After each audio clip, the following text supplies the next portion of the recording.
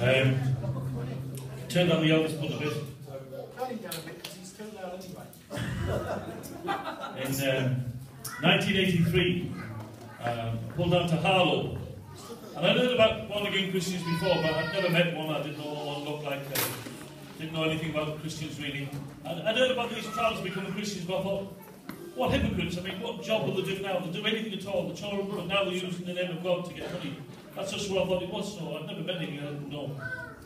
And I put in this ground where some Christian people was, and they were cousins of mine.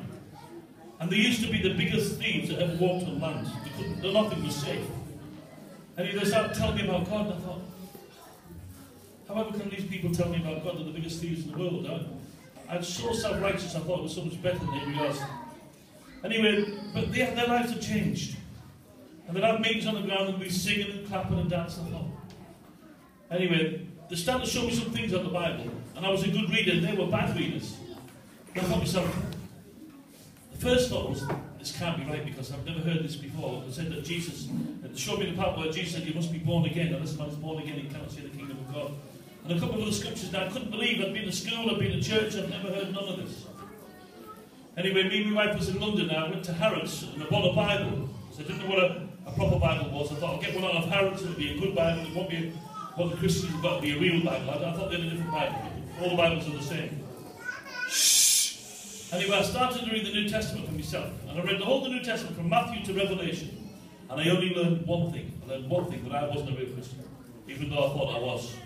Because I prayed every night and because I believed in Jesus Christ, I really was convinced. And although I would steal or I would lie and cheat, I didn't class that as wrong. I still thought I was better.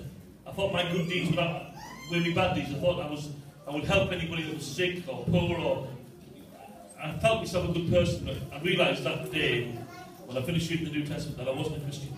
I read the Bible and I was not a Christian. I knew I was lost, and I knew the Christians were right at that minute, but I didn't become a Christian straight off. I struggled in myself, pride, didn't want to admit that I was wrong. Whatever the reasons was, I can't remember now. But I knew the Christians were right. I knew Jesus was right. I knew the Bible was right. And I knew I was wrong, but I wasn't willing to do anything about it. And we moved about with the Christians, and I listened to the meetings, and I knew in my heart that it was right, but pride and stubbornness just held me back. And one night I went to a meeting, ran a fire in Harlow, and in Garden City. And somebody preached the gospel. I can't remember the words they said, and I can't remember who it was even now. But I knew that night that God was calling me. I knew that the truth was in Jesus Christ. And I put my hand up and I gave my life to Jesus Christ that night. And that's 31 years ago in April. And God has given me a peace and a love and a joy that I can't explain to anybody in this room.